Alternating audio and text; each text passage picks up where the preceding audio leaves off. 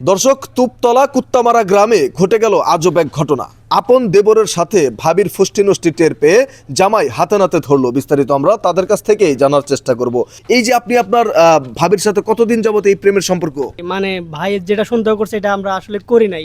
এখন ভাই সন্দেহ করছে, আমার এইভাবে আমার বেঁধে রাখছে। দর্শক, অপরাধী কিন্তু অপরাধ করে স্বীকার করবে না, এটাই স্বাভাবিক, এটা চিরন্তন সত্য। সারা জীবন ধরেই আমরা এটা দেখে আসতেছি। আমরা একটু এই ভাবির সাথে কথা বলার চেষ্টা করি। আসলে এই যে আপনার দেবরের সাথে যেই ঘটনাটি শুনতে পেলাম আমরা, এটা আসলে কতটুকু সত্যতা এবং কেন করলেন আপনি এটা? এটা কোনো সত্য না, আমি কিছু করিই নাই। কারণ ওর সাথে আমার আগে থেকে একটু দুষ্টুমি ফাজলামি হইতো, এটা ও সবসময় নজর রাখতো। তো একদিন আমাকে নিষেধ করছে, ওর সাথে বেশি এটা তো মিশবা না। তো একদিন ও আমার বাসায় এসে ভাবে এক গ্লাস পানি দেন। তো ওকে পানি দিতে গেছি, ও কি করছে, হাতটা একটু টান দিয়ে মানে ওর বুকের সাথে একটু জড়াই ধরছে। যে জড়াই ধরছে এর ভিতরে ও আইসা দেখে বলতেছে ওর সাথে নাকি আমার মানে অন্যরকম একটা সম্পর্ক আছে।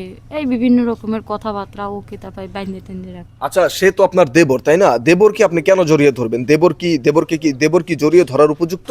জড়ার উপযুক্ত না। এখন দুষ্টমি ফাইজলামি করতে গিয়ে যদি এটা যদি বদনামে চলে আসে, তাহলে আর এখানে কি বলার আমার। দর্শক, আমরা একটু এই ভদ্রলোকের কাছ থেকে জানার চেষ্টা করবো। আসলে ভাই, আপনি যে আপনার ছোট ভাইকে বেঁধে রাখছেন, মূলত কারণটা কি বলেন? আমার এই চাচতো ভাই যে কাজটা মনে করেন যে আমি 5 বছর তার সাথে মানে বিয়ে শাদী করে যে সম্পর্কটা তৈরি করেছি, যে কাজটা মনের থেকে স্বামী হিসেবে আমি পাইনি, সে জিনিসটাও পাইছি বা ওকে দিয়েছে মন থেকে। বোঝেন না, মানে রাতে যে কাজটা স্বামী স্ত্রী মহব্বতের সাহিত করে, অন্য মানুষ করলে অবৈধ, কিন্তু সেইটাই মানে তারা বৈধ মনে করে, সেই কাজটাই চালা গেছে। যা আমি টের পানি 1 মাসের ভিতরে এটা হয়ে গেছে, যা 5 বছর আমি করতে পারিনি। আচ্ছা, এখন এই যে আপনার স্ত্রী আপনার ছোট ভাইয়ের সাথে, উনি তো আপনার চাচাতো ভাই, যতটুকু তথ্য নিলাম, আপনার চাচাতো ভাইয়ের সাথে এই যে এরকম সম্পর্ক করলো, তাহলে আপনি এই বিষয়টা আগে থেকে খোঁজ খবর রাখবেন না, নজরে রাখবেন না? খোঁজ খবর তো ভাই আমি তো সাবধান করে দিয়েছি। এখন যদি মনে করেন যে ঘরের বউ, এ তো ধরে রাখা যায় না। যদি সে তার ইচ্ছে যদি থাকে, হে বাথরুমে যাওয়ার কথা কয় কিন্তু অকাম করে ফেলায়। মেয়ে মানুষকে ধরে রাখা যায়। আর মেয়ে মানুষ হলো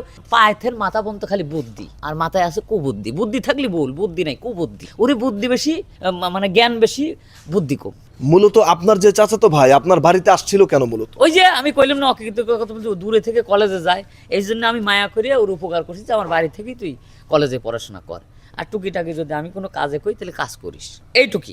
এই যে আশ্রয় দিছি, আশ্রয়ের উপর সুযোগে সদ্ব্যবহার করে দিছি। আচ্ছা, আমরা এখানে একটু ভাই আপনার কাছ থেকে জানার চেষ্টা করি। আপনি তো একজন এলাকার গণ্যমান্য ব্যক্তি। আপনার এলাকায় যে যেই ঘটনাটি ঘটলো, আপন দেবরের সাথে ভাবি, এই যে ওনার স্বামী যেটা দাবি করলো যে আপন দেবরের সাথে ভাবি হাতে নাতে ধরা পড়ছে, এই বিষয়টি নিয়ে আপনি কি বলতে চান?